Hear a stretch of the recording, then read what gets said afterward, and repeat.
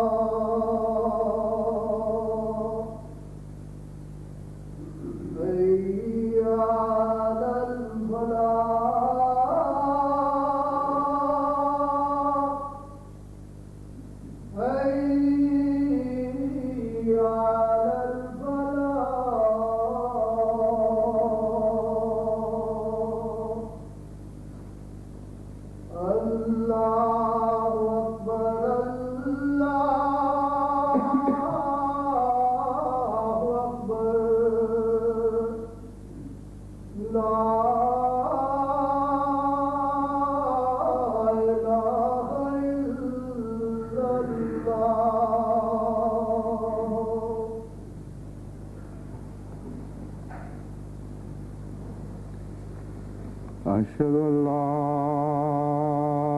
إله إلا الله وحده لا شريك له وأشهد أن محمدا عبده ورسوله. أما بعد فأعوذ بالله من الشيطان الرجيم. بسم الله الرحمن الرحيم. الحمد لله رب العالمين الرحمن الرحيم مالك يوم الدين.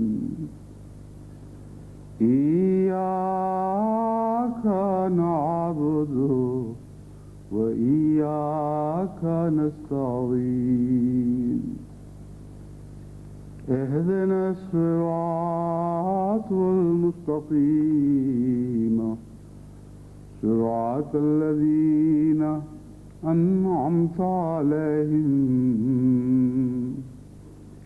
غير المغضوب عليهم ولا الضالين.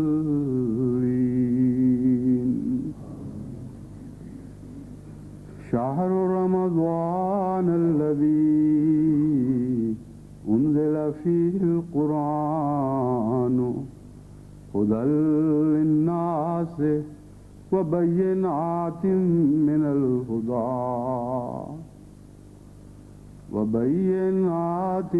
الهدى والفرقان فمن شهد منكم الشهر فليصمه ومن كان مريضا أو على سفر فعدة من أيام أخر يريد الله بكم اليسر ولا يريد بكم العسر ولتكملوا العدة ولتكبروا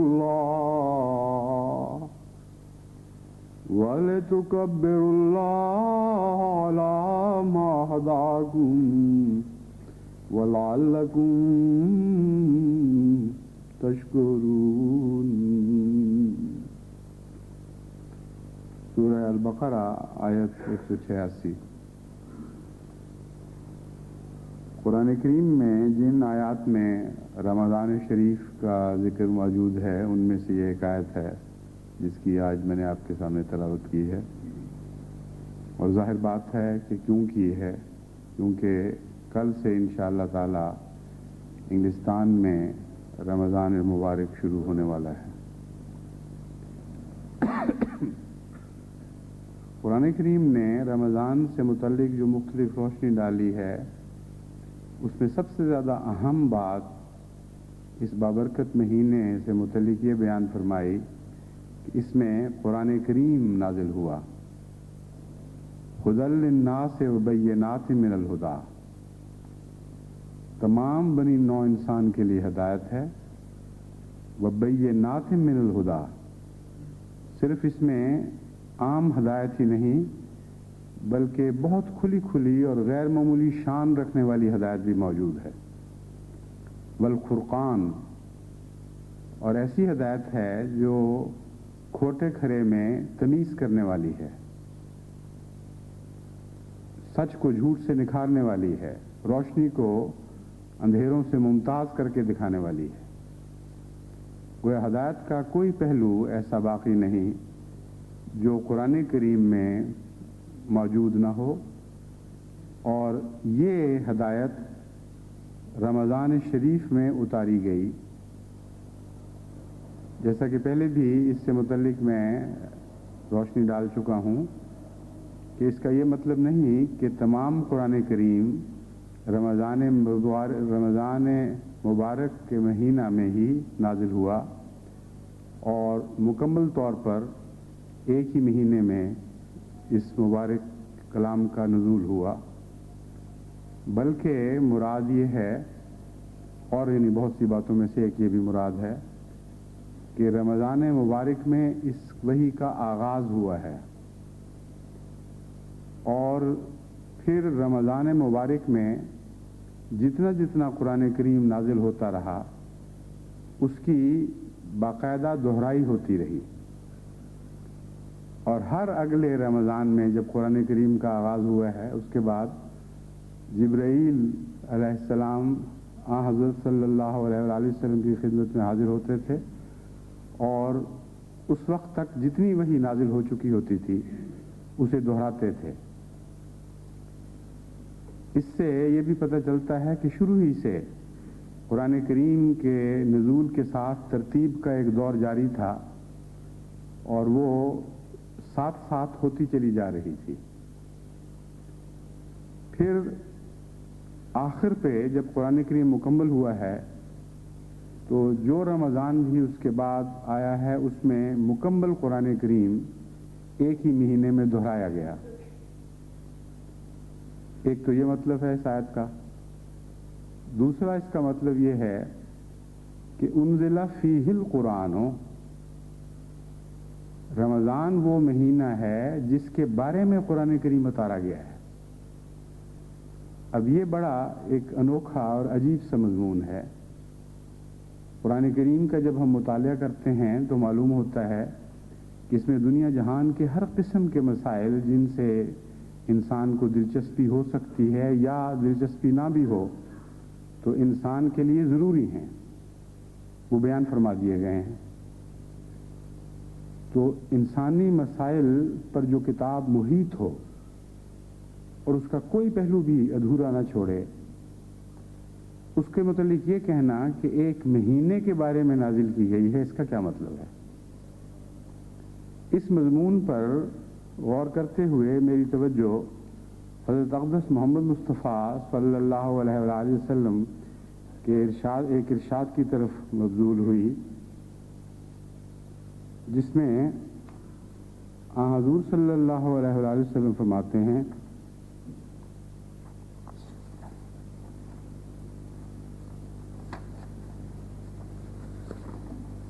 کہ اللہ تعالیٰ نے فرمایا کہ انسان دنیا میں جتنی بھی نیکیاں کرتا ہے یا دوسرے اعمال بجا لاتا ہے وہ اپنی خاطر کرتا ہے، لیکن روزے میری خاطر رکھتا ہے، اور روزے کی جزا میں خود ہوں۔ اس کے الفاظ میں ڈھونڈ رہا ہوں، میں نے ہی جن الفاظ میں، ہاں یہ ہے،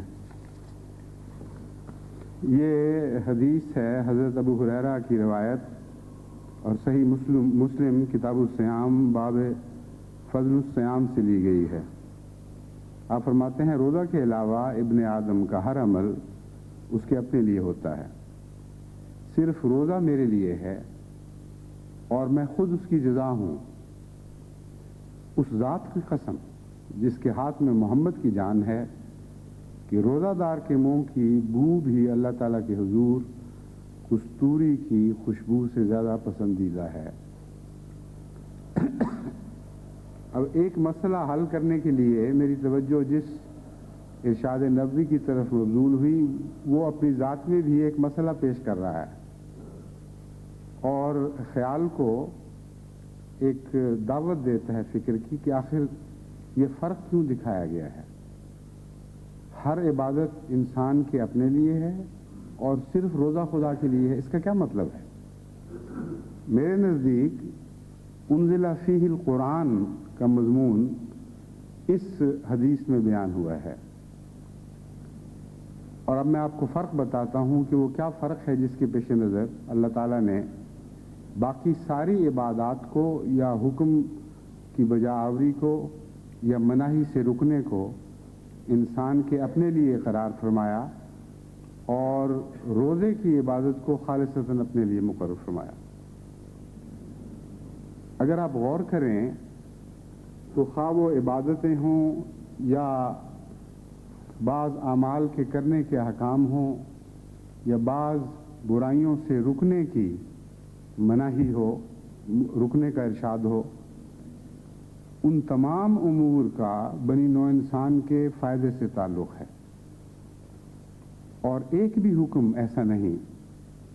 جو زائد ہو ان معنوں میں کہ انسان کو اس کی ضرورت نہیں لیکن محض خدا کی خاطر وہ بجا لائے۔ چنانچہ جتنی چیزیں حرام ہیں ان میں سے ایک بھی ایسی نہیں جس کی حرمت توڑنے کے نتیجے میں انسان کو نقصان نہ ہو۔ جتنی چیزیں فرمائی گئی ہیں کہ تمہیں کرنی چاہیے، خواہ وہ عبادات سے تعلق رکھتی ہوں یا معاملات سے تعلق رکھتی ہوں، وہ تمام کی تمام بنی نوع انسان کے فائدے کے لیے ہیں۔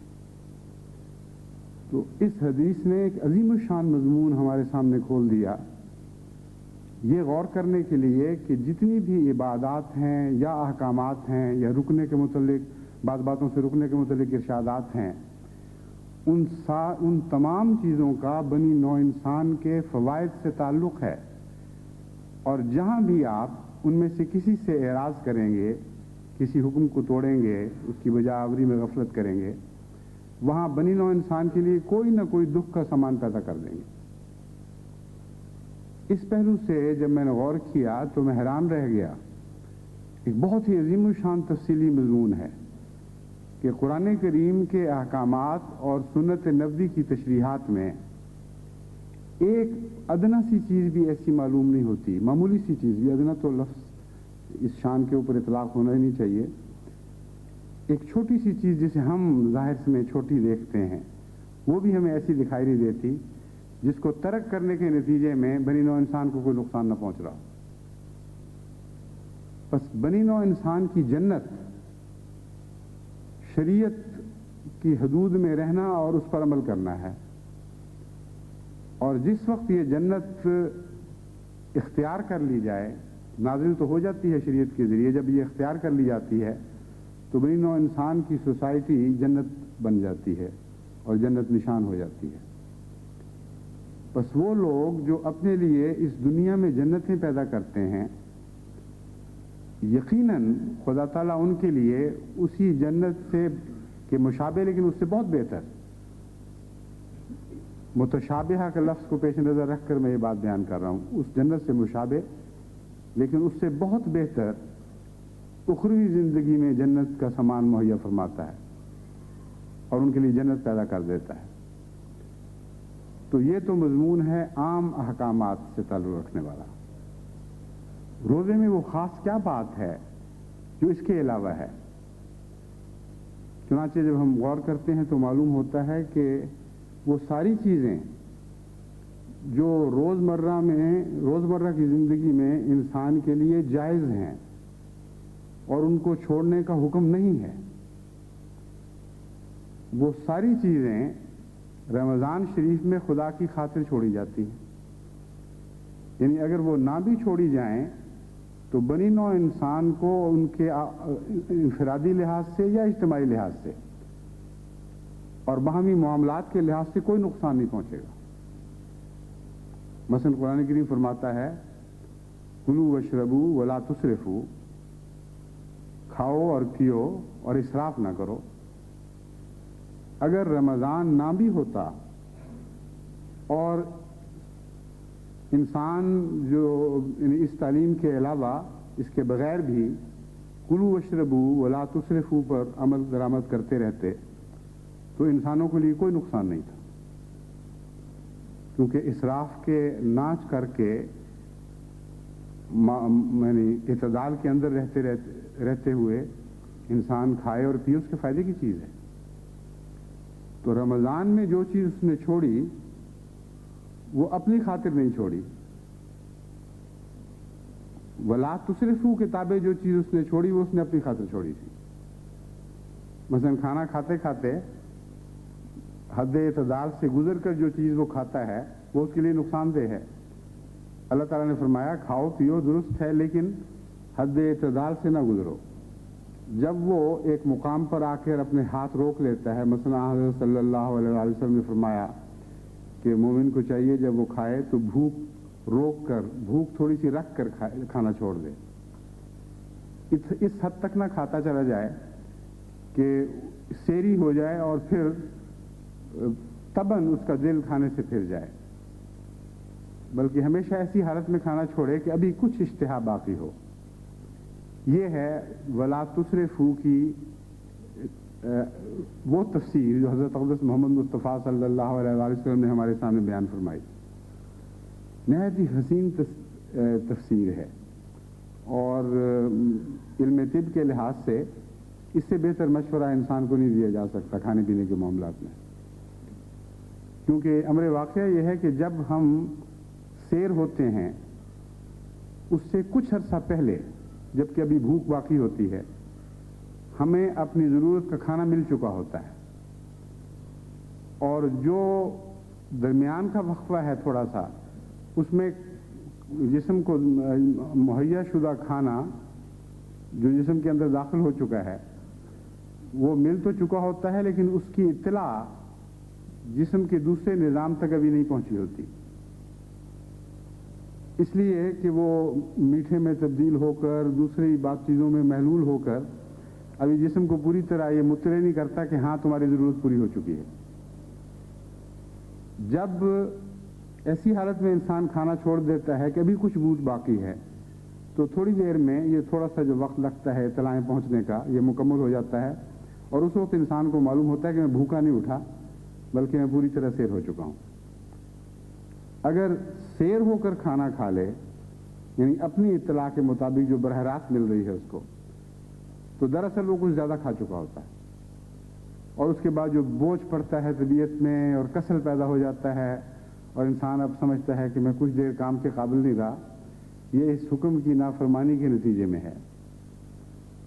बस अगर इस हुक्म के अंदर रहते हुए यानी ला तुसरिफू को पेश नज़र रखते हुए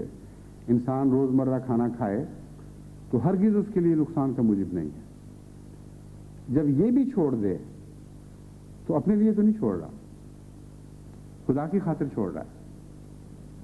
इसी तरह रोज़मर्रा की इबादतों के लिए जो उसने वक्त मुकर्रर किया हुआ है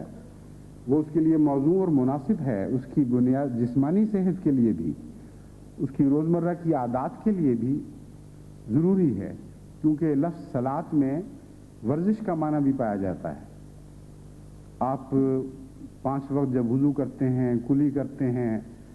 हवाइज से फारिग होते हैं, और ये सारी चीज़ें आपकी ज़ात, आपकी सेहत पर एक नुमाया असर पैदा कर रही होती है। फिर उसके बाद इबादत में आपको उठना बैठना पड़ता है, मुख्तलिफ शक्लों में जिस्म को मरोड़ना तरोड़ना पड़ता है। जिन लोगों को 5 वक्त इस्लामी नमाज की आदत ना हो, उनके अज़ा में कई पहलुओं से सख्ती पैदा हो जाती है। चुनांचे मैंने देखा है बाज़ नौ मुस्लिम जब आके बैठते हैं तो बड़ी मुसीबत पड़ती है बेचारों को। एक हाटले पूल में जब मैं गया तो एक बूढ़े अंग्रेज़ नौ मुस्लिम ने मुझे बताया कि मैंने जब इस्लाम कबूल कर लिया और मैं नमाज शुरू की तो मैं तो हैरान रह गया कि ये मैं कैसे करूँगा। दिल चाहता था लेकिन जिस्म में ये इस्तिताअत ही नहीं थी कि इस तरह वो अपने आप को मोड़ सके और नमाज के तकाजे पूरे करते हुए जो बदन में पूरे करने के लिए जो लचक चाहिए वो मौजूद नहीं थी। लेकिन उसने बताया कि फिर मेरे साथ एक मौजज़ा हुआ कि महज अल्लाह ताला के फजल से दुआ के नतीजे में ना सिर्फ मुझे ये ताकत मिल गई बल्कि इससे पहले के जो आज़ार थे वो भी दूर हो गए। उसके अलावा मैंने बाज़ दोस्तों को भी देखा है जब वो नया नया इस्लाम कबूल करते हैं तो उनके लिए सजदे में जाना, अत्ताहियात बैठना तो बहुत ही मुसीबत बन जाता है और मुश्किलात पैदा होती हैं। बस ये जो रोज़मर्रा की इबादत है हमारी, इसमें जिस्मानी सेहत का भी लिहाज रखा गया है। और वो लोग जो बाकायदा वुज़ू करके नमाज़ें पढ़ते हैं और बाकायदगी के साथ नमाज़ों का हक़ अदा करते हैं, सुकून के साथ हर नमाज के जुज़ में ठहर ठहर कर नमाज को अदा करते हैं, उनकी जिस्मानी सेहत ना नमाज पढ़ने वालों की निस्बत हमेशा बेहतर रहती है। बस इन सब उमूर में जो इबादात भी हैं, इंसान के अपने फ़वाइद मौजूद हैं। फिर रोज़मर्रा की इबादात में जिस हद तक आपने जागना है आप जाग लेते हैं, अपने आप को आदत डाल लेते हैं और वो जागना आपके लिए रोज़मर्रा के दूसरे फ़राइज़ अदा करने में भी मुफीद साबित होता है। लेकिन उसके अलावा भी जब इबादत के मफ़हूम पर आप गौर करें तो ये बहुत वसी मज़मून है कि इबादत करते वक्त जो जो दुआएं आप करते हैं, जो जो आयात कुरानी आप तिलावत करते हैं या दीगर अरकान को अदा करने के लिए हदायत पर अमल करते हैं, उन सब का आपसे और बनी नौ इंसान के फ़वाइद से बराह रास्त ताल्लुक़ है। और अगर आप वो ना करें तो शदीद नुकसान में मुब्तला हो जाएंगे। लेकिन रमज़ान की ज़ायद इबादतें अगर आप ना भी करें तो कोई नुकसान नहीं, आपने अपना फ़र्ज़ पूरा कर दिया है। कुरान करीम ने जो नमाज की रमज़ान की ज़ायद ज़िम्मेदारियाँ डाल दी हैं वो एक ऐसा हिस्सा है कि उसके बग़ैर भी बनी नौ इंसान नहायत उम्दगी के साथ अपने मामलात को सुलझा कर अपनी वक्त को गुजार सकते, अपने मामलात को सुलझाते हुए ज़िंदगी गुजार सकते हैं। लेकिन रमज़ान ने कुछ ज़्यादा बातें डाल दी, ज़्यादा जिम्मेदारियाँ डाल दी। उनमें से एक ये है कि एक ही महीने में कुरान करीम की बार बार तिलावत की जाए। आम वक्तों में ये आपके लिए ज़रूरी नहीं समझा गया, बल्कि मा तयस्सर मिनल कुरान है, थोड़ा सा जितना भी मुयस्सर आए तुम कुरान पढ़ लिया करो, काफ़ी है तुम्हारे लिए। तो काफ़ी होने के बाद की जो चीज़ है जिसके बगैर भी आप आसानी से ज़िंदा रह सकते हैं,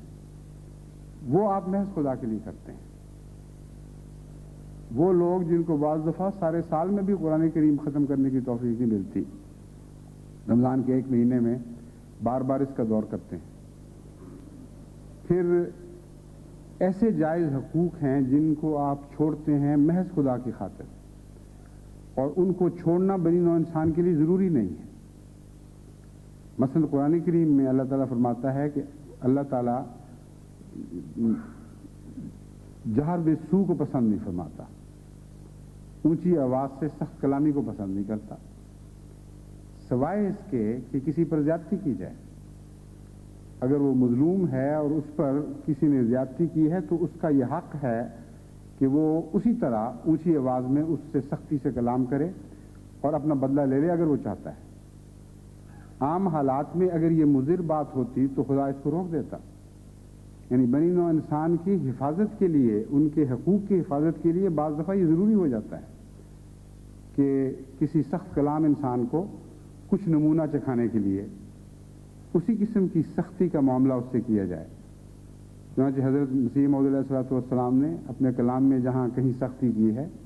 وہاں اس حکمت کو کھول کر بیان فرمایا ہے کہ بنی نوع انسان کے معاملات کی اصلاح کی خاطر اور لوگوں کو یہ احساس دلانے کے لیے کہ دوسروں کے بھی احساسات ہیں، بعض دفعہ کچھ سخت کلامی سے بھی پیش آنا پڑتا ہے ان لوگوں کے لیے جو بد کلامی میں حد سے بڑھے ہوئے ہوتے ہیں۔ تو عام حالات میں نہ صرف جائز بلکہ ضروری ہے۔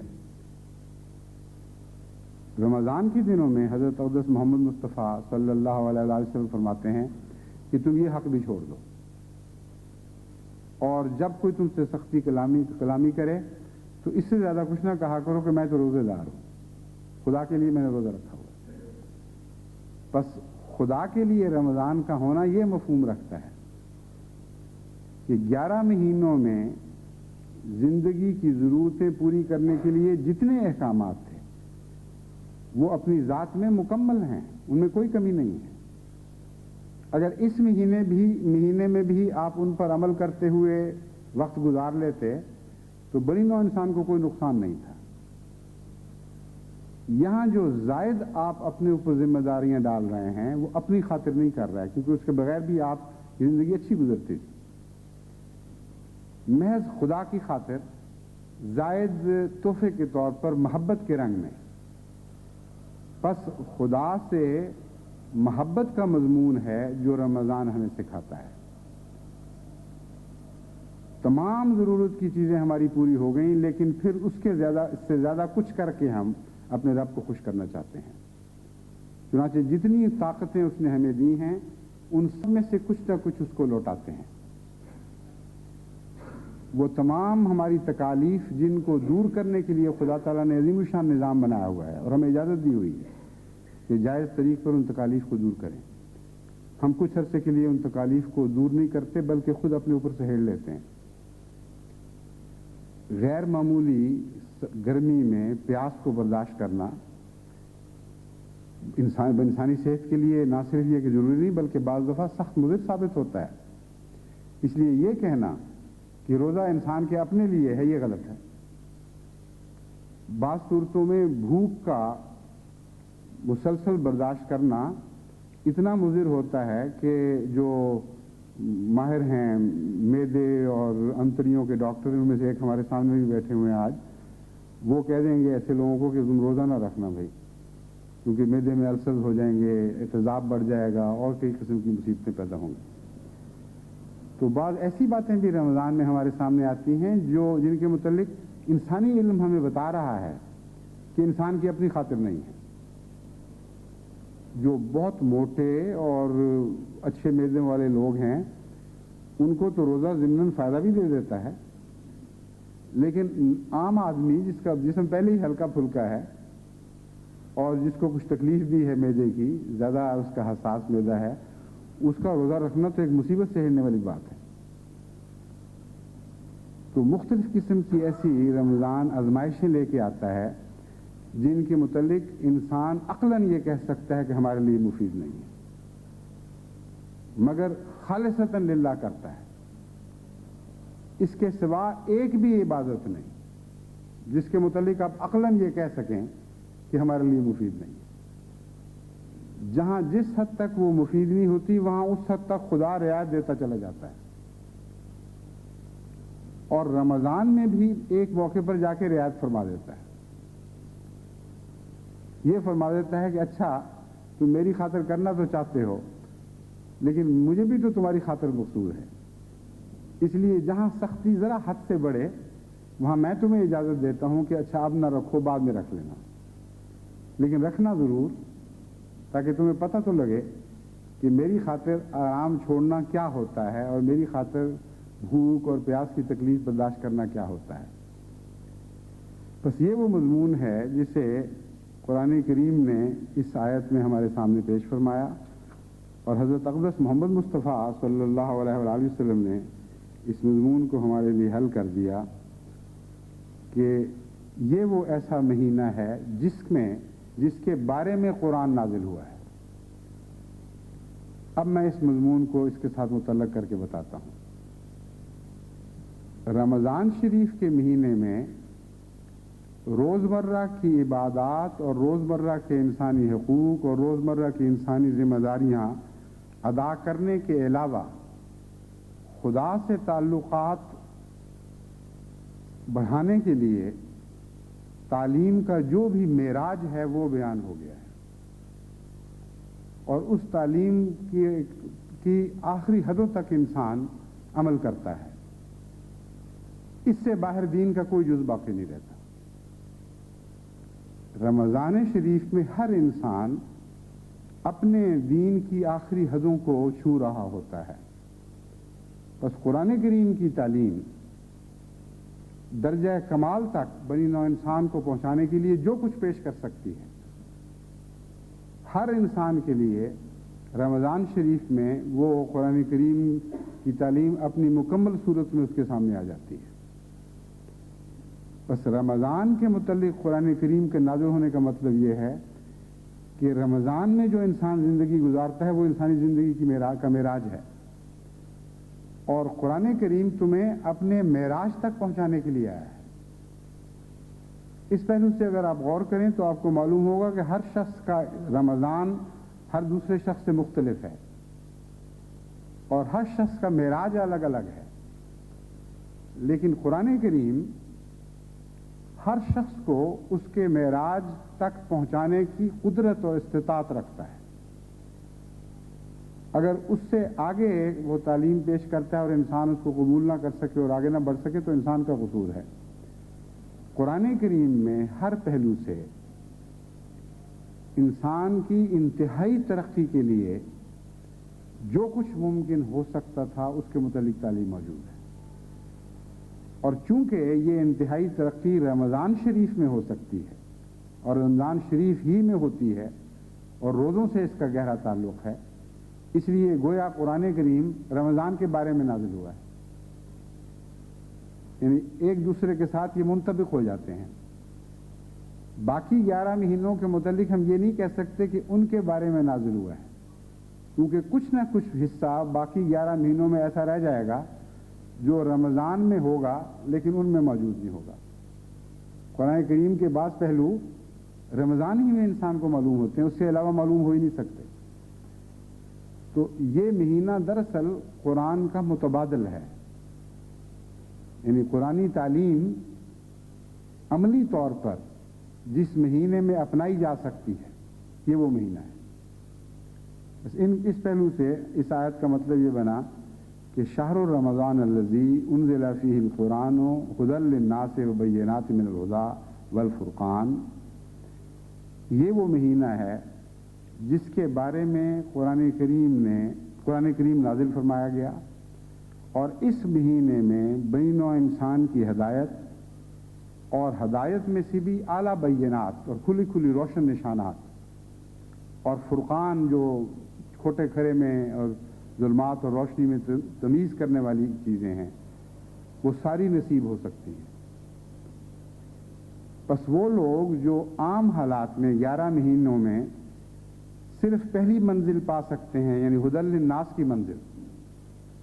رمضان مبارک ان کو آگے بڑھا کر بینات من الھدی میں بھی داخل کر دیتا ہے، اور پھر اس سے آگے بڑھ کر فرقان کی عظیم الشان مراتب بھی عطا فرماتا ہے۔ بس اس مہینے کی اس پہلو سے غیر معمولی قدر کی ضرورت ہے، مگر افسوس ہے کہ عام طور پر لوگ اس قدر اس مہینے کی قدر نہیں کرتے، بلکہ وہ سمجھتے ہیں کہ محض بھوک پیاس کو برداشت کر لینا اور کچھ دیر کے لیے کھانے پینے سے رک جانا یہی رمضان ہے۔ یہ رمضان نہیں ہے، یہ ہے جو اس آیت میں بیان فرمایا گیا ہے۔ رمضان قرآن کریم ہے، قرآن کریم کی ساری تعلیمات ہیں، چھوٹی تعلیمات بھی اور بڑی تعلیمات بھی، معمولی نظر آنے والی بھی اور نہایت اعلیٰ درجے کی بھی، فرضی تعلیمات بھی اور نوافل کی تعلیمات بھی۔ اس لیے ان تعلیمات میں خصوصیت کے ساتھ رمضان میں عمل کرنا جن کو انسان عام حالات میں ترک کر دیتا ہے اور سمجھتا ہے کہ میں ان کے بغیر بھی زندہ رہوں گا، یہ ہے رمضان۔ اسی لیے حضرت اقدس محمد مصطفیٰ صلی اللہ علیہ وآلہ وسلم کے متعلق آتا ہے کہ اگرچہ آپ 11 مہینے بھی بین رمضان کے علاوہ بھی ہمیشہ بے حد سخی ہوتے تھے، بے حد غرباء کی خدمت کرنے والے اور ضرورت مندوں کی ضرورتیں پوری کرنے والے، محتاجوں پر رحم اور شفقت کرنے والے اور کثرت کے ساتھ ضرورت مندوں کو عطا کرنے والے ہوتے تھے۔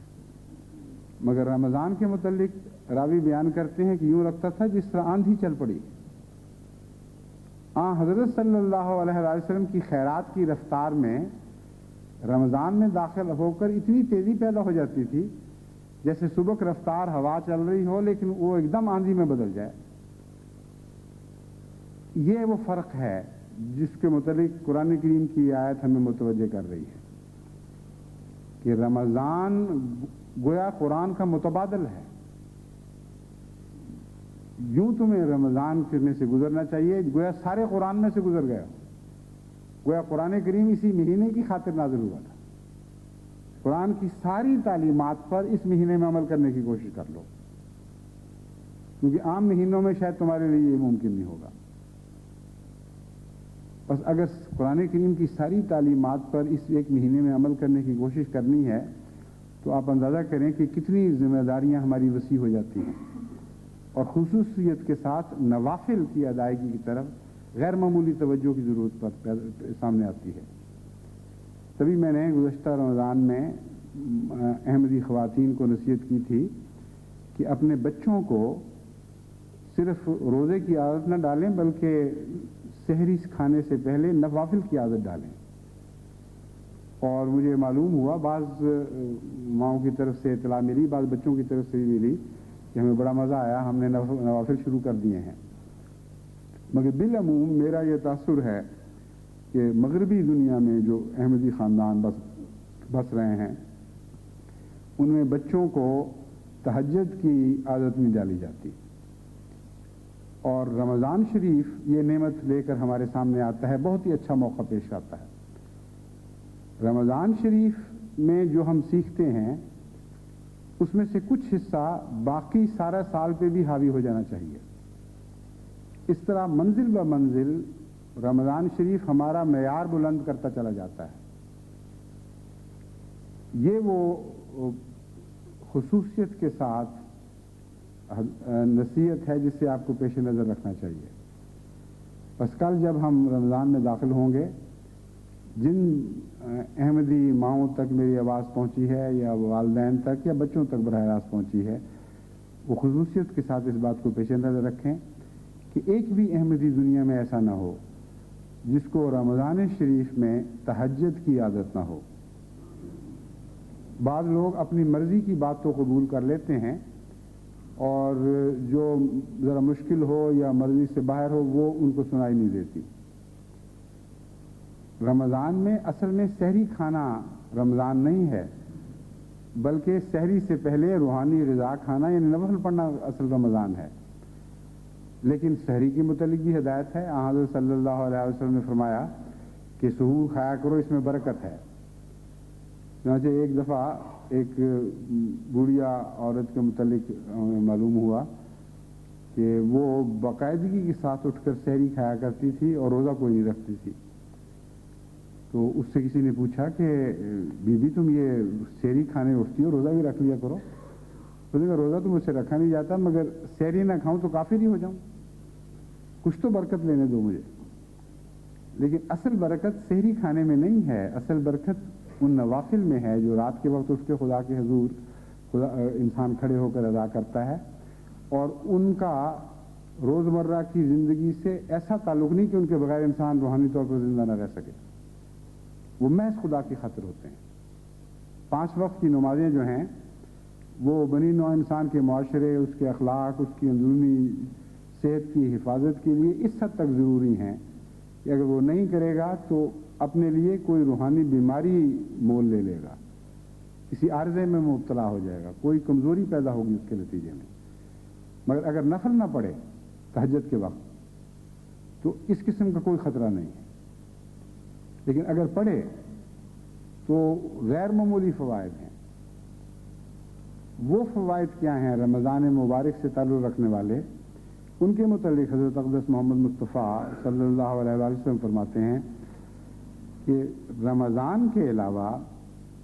روزے کے علاوہ جتنی نیکیاں انسان کرتا ہے اس کی جزائیں مقرر ہیں اور اس کے بدلے اس کو دیے جاتے ہیں، لیکن رمضان چونکہ میری خاطر رمضان سے گزرتا ہے، روزے رکھتا ہے، اس لیے رمضان کی نیکیوں کی جزا میں ہوں۔ کتنا عظیم الشان فرق ہے۔ حضرت مسیح موعود علیہ الصلوۃ والسلام خدا کے حضور مناجات میں عرض کرتے ہیں، وہاں کے می خواہم استو نیستوئی، اے میرے آقا مجھے تو اور کسی ثواب کی حاجت نہیں ہے۔ وہاں کے می خواہم استو نیستوئی، کہ میں تو جو تجھ سے چاہتا ہوں وہ تو ہی ہے، تو میرا ہو جا۔ بس جو شخص قرآن کے اعلیٰ مطالب کو پا لیتا ہے اس کی نظر اس بات پر ہوتی ہے کہ میرا اجر خدا ہو، اور خدا اجر بنانے کے لیے روزے رکھنا اور رمضان میں سے اس کے تمام مراتب، اس کے تمام فرائض اور نوافل کا خیال رکھتے ہوئے، ان کا حق ادا کرتے ہوئے اس سے گزرنا، یہ ضروری ہے۔ اس کے بغیر خدا جزا نہیں بنا کرتا۔ بس جب آپ رمضان سے اس طرح گزریں کہ خدا آپ کو مل جائے تو یہ وہ رمضان ہے جو سچا رمضان ہے۔ اگر رمضان سے اس طرح گزر جائیں کہ خدا کو پائے بغیر پھر دوبارہ عام مہینوں میں داخل ہو جائیں تو اس کا مطلب یہ ہے کہ آپ نے رمضان دیکھا ہی نہیں۔ من شہد منکم فلیصم ہو یصوم ہو، جو شخص تم میں سے رمضان کو دیکھتا ہے وہ روزے رکھے۔ اس کا مطلب یہ ہے کہ ایسے روزے رکھے جس کی جزا میں ہوں، یعنی حضرت صلی اللہ علیہ وسلم کے ارشاد کے مطابق۔ بس یہ وہ آخری فیصلہ کن مرحلہ ہے جس کی طرف میں آپ کو متوجہ کرنا چاہتا ہوں۔ ہر رمضان سے گزرنے کے بعد آپ کو خصوصیت کے ساتھ اپنے سامنے یہ سوال اٹھانا چاہیے کہ کیا یہ رمضان جس طرح آپ نے گزارا اس کی جزا خدا تعالی ہے؟ کیا میں نے محسوس کیا ہے کہ اس رمضان کے بعد خدا میرا ہو گیا ہے؟ اگر اس کا جواب ہاں میں ملتا ہے، اور انکسار کے طور پر آپ یہ بھی کہہ سکتے ہیں کہ کچھ محسوس ہوتا ہے، میں نہیں کہہ سکتا یقیناً کہ خدا میرا ہو گیا، لیکن مجھے لگتا ہے کہ خدا میرا ہو رہا ہے، تو پھر یقیناً آپ کا رمضان سچا ہے۔ ورنہ اس رمضان میں کوئی ایسی خامیاں ہیں کہ اسے عام مہینوں سے مختلف نہیں کیا جا سکتا۔ اس بات پر غور کرتے ہوئے ایک آسان حل میں نے سوچا ہے، وہ زیادہ آسانی کے ساتھ معلوم ہو سکتا ہے، بجائے اس کے کہ آپ یہ سوچیں کہ خدا میرا ہو گیا ہے کہ نہیں۔ اگر آپ رمضان کے دوران اور رمضان کے بعد بھی یہ سوچیں کہ آپ خدا کے ہو گئے ہیں کہ نہیں، تو اس کا جواب آپ آسانی سے پا سکتے ہیں، کیونکہ اپنے نفس کے حوالے سے یہ جواب ہے، ایک ایسی چیز کے حوالے سے جواب ہے جو آپ کے قبضہ قدرت میں ہے، آپ کے ذاتی علم میں ہے، اس سے زیادہ کسی اور کے علم میں نہیں سوائے خدا کے۔ بس اگر آپ خدا کے ہو چکے ہیں تو میں آپ کو یقین دلاتا ہوں کہ خدا یقیناً آپ کا ہو چکا ہے، اس لیے کسی فرضی خیالی اندازے کی ضرورت نہیں ہے۔ اپنے روزمرہ کے حالات پر جب آپ غور کریں گے رمضان شریف میں تو آپ کو معلوم ہوگا کہ خدا یکدم نہیں بنا کرتا کسی کا، اور نہ آپ خدا کی ایک دم بنا کرتے ہیں۔ یہ تو ایک ایسا سفر ہے جو قدم قدم بھی کیا جاتا ہے اور تیز رفتاری کے ساتھ بھی اختیار کیا جاتا ہے، لیکن اس کی منازل معین طور پر طے ہوتی ہوئی دکھائی دیتی، قطعی طور پر انسان کو معلوم ہوتا ہے۔ آپ جب خدا کے ہوں گے تو آپ کو وہ علامتیں معلوم ہوں گی جن کے نتیجے میں آپ خدا کے بن رہے ہیں۔ خالصتاً خدا کی خاطر آپ بعض اپنی کمزوریاں دور کر رہے ہوں گے، خالصتاً خدا کی خاطر آپ بعض نیکیاں اختیار کر رہے ہوں گے، اور اٹھتے ہوئے قدم معلوم ہوں گے۔ یہ اس میں کون سی اندازے اور فرض کی بات ہے کہ شاید میں ہو گیا ہوں یا شاید میں نہیں ہو گیا۔ آپ خدا کے بن رہے ہوں گے، آپ کو معلوم ہو رہا ہوگا کہ آپ خدا کے بن رہے ہیں۔ یہ میں آپ کو یقین دلاتا ہوں، اس میں ادنا ذرہ بھی ایک شک کا نہیں ہے کہ جس جس معاملے میں آپ خدا کے ہو رہے ہوں گے اس معاملے میں خدا یقیناً آپ کا ہو رہا ہوگا۔ جب آپ خدا کے ہو جاتے ہیں تو خدا پھر آپ کا ہوتا ہے تو پھر وہ اس میں اپنے بعض نشان ظاہر بھی فرماتا ہے، اپنی پیار کی بعض علامتیں ظاہر کرتا ہے۔ قطعی طور پر انسان اپنی ذات کے حوالے سے پہلے فیصلہ کر سکتا ہے کہ کہیں میں خیالی دنیا میں تو نہیں رہ رہا، لیکن اس کے بعد جو کچھ خدا کی طرف سے ملتا ہے وہ روحانی رزق کے طور پر عطا ہوتا ہے، اور پھر سارا سال انسان رمضان میں سے گزر کر اس رزق کو کھاتا رہتا ہے۔ وہ پھر ایسی چیز نہیں ہے جو اپنا تعلق بعد میں آپ سے توڑ لے۔ بس کل جو رمضان شروع ہونے والا ہے اس میں ان مسائل کے پیش نظر دعا کرتے ہوئے داخل ہوں کہ اللہ تعالیٰ اس رمضان کو صحیح معنوں میں اختیار کرنے کی توفیق عطا فرمائے، اور جس طرح حضرت اقدس محمد مصطفیٰ صلی اللہ علیہ وآلہ وسلم نے متوجہ فرمایا ہے، یہ رمضان ہم حقیقتاً خدا کی خاطر گزاریں اور اس کے نتیجے میں خدا ہمارا ہو جائے۔ اور اس میں یہ پیغام مضمر ہے کہ تمہیں خدا کا ہونا پڑے گا اس رمضان میں، اس کے بغیر خدا تمہارا نہیں ہو سکتا۔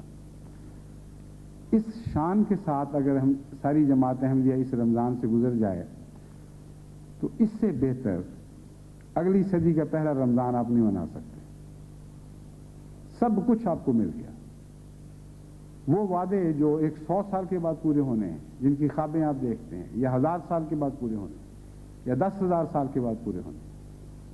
آپ کی ذات میں اس دن پورے ہو جائیں گے جس دن آپ خدا کے ہو چکے ہوں گے۔ جب سب کچھ آپ کا ہو گیا پھر موجیں ہی موجیں ہیں، پھر آپ کو اور کیا ضرورت ہے؟ پھر ہوں یا نہ ہوں اس سے آپ بے نیاز ہو جائیں گے۔ آپ کو یقین ہے کہ وہ وعدے ضرور پورے ہوں گے، لیکن آپ اس لحاظ سے ان سے ضرور بے نیاز ہو چکے ہوں گے کہ آپ نے اپنی ذات میں وہ وعدے پورے ہوتے دیکھ لیے ہوں گے۔ بس یہ وہ اہم رمضان ہے جس کے لیے میرے دل میں ایک طوفان اٹھا ہوا ہے کہ کسی طرح جماعت کو یہ بتا دوں کہ اس اگلی صدی کے پہلے رمضان میں آپ نہ اس رمضان کو ختم ہونے دیں جب تک آپ کا وجود اپنے لیے ختم نہ ہو جائے اور خدا کے لیے نہ ہو چکا۔ پھر آپ دیکھیں گے کہ کس شان کے ساتھ خدا آپ کا بنتا ہے اور کس شان کے ساتھ دنیا پھر آپ کے سچائی کے تحت اقدام بچتی چلی جاتی، کوئی مشکل باقی نہیں رہے گی، کوئی پہاڑ کی بلندی نظر نہیں آئے گی، آپ کے قدموں کے نیچے بلندیاں ہوں گی، آپ کی قدموں کی برکت سے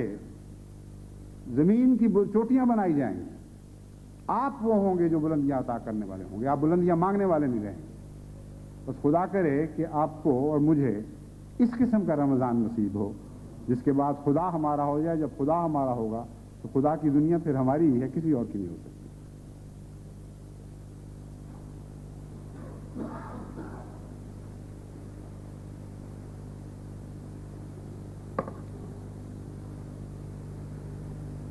الحمدللہ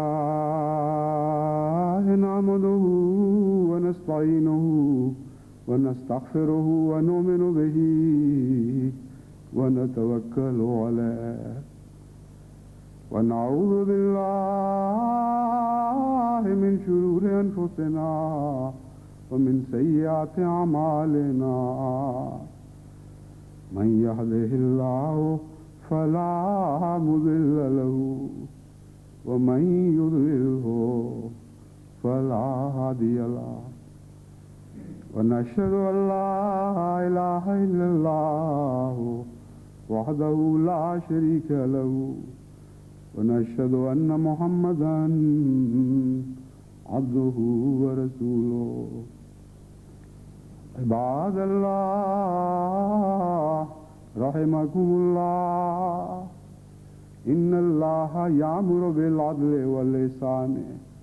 وإيتاء ذي القربى وينهى عن الفحشاء والمنكر والبغي يعظكم لعلكم تذكرون اذكروا الله يذكركم وادعوه يستجب لكم ولذكر الله أكبر